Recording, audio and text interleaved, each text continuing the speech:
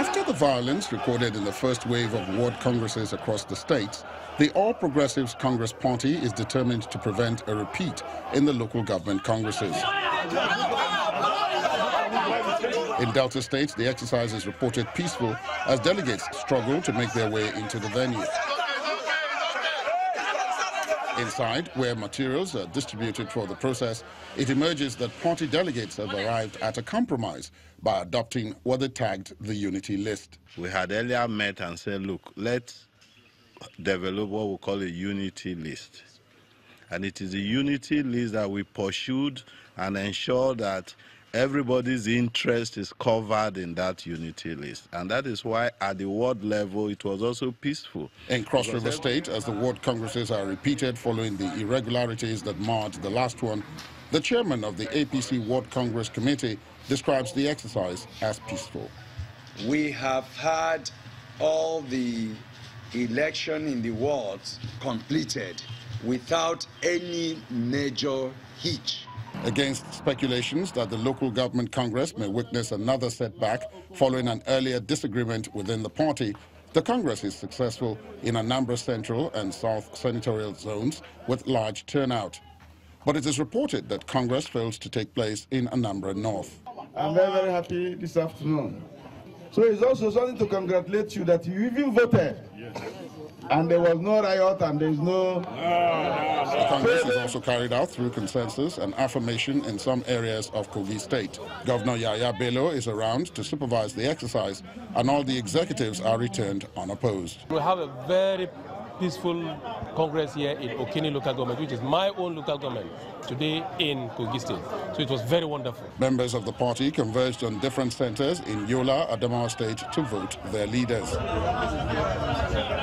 Meanwhile, aggrieved members of the party whose petitions were quashed by the appeals committee hold a parallel congress in the state capital. What is most reasonable is for one to expect that the term will be extended, because there is just no way that even if you were given forms right now, that you will be able to take these forms to Madagali, they will fill the forms and bring them back before midnight. The exercise is also violence-free in Kano, even as top politicians, delegates and party supporters storm the party's headquarters to elect candidates of their choice. The ward and local government congresses may have come and gone, and with the state congresses expected to come up in a week's time, the All Progressives Congress says it can be hopeful that all previous differences have been ironed out.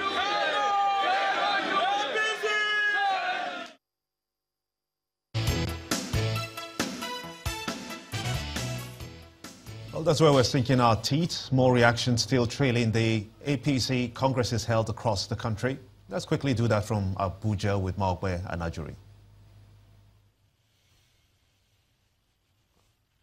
Well, who better to help us than two gentlemen of opposing parties, but they are the national publicity secretaries of their parties. We have with us Mr. Bolaji Abdullahi, who is the national publicity secretary of the All Progressives Congress, and Mr. Kola Ologbondiyan, who is the national publicity secretary of the People's Democratic Party. Gentlemen, you're welcome to Sunrise Daily. Thank you very much. Good morning.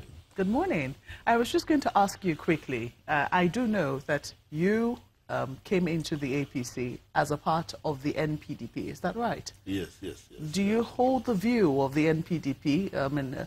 A certain faction of the APC came out under the umbrella of the NPDP, that's the Baraje faction, saying that they have been marginalized. Do you hold that view as well? Was he speaking for you as well? Don't forget I'm now a national officer of the party. True.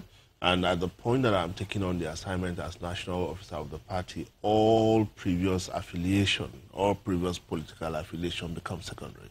My primary responsibility now is as the national publicity secretary of the APC.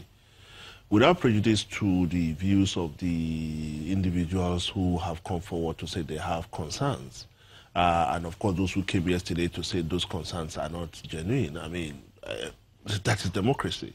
But asking for my personal opinion as national officer of the party, who is supposed to be the conduit through which such concerns were raised, I think will not be in order, you know, because I'm supposed to be the arbiter, as it were, in the process that's been generated. Now, some people would say that you've not been as forceful as you ought to be, perhaps because of the faction of the APC that you came, the faction of the APC that you belong to within the APC. When you say force, I don't know what you mean, because I also know that the backing of a dog does not make a good dog. I think the problem is that we've got to a point in our country that the standard for measuring political communication has been radicalized, maybe from 2015. Now, such standards were set that people now expect publicity secretaries or spokespersons to be attackers of people.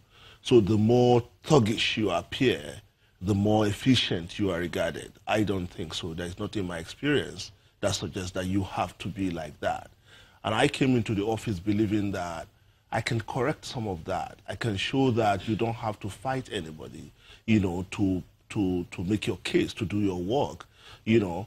Yes, unfortunately, many people still expect that, you know, you have to be like that, you know. So, and for me, it's quite unfortunate that such standards have now been mainstreamed as the acceptable standard for political communication, you know. So, and what it means is that our values are being redefined.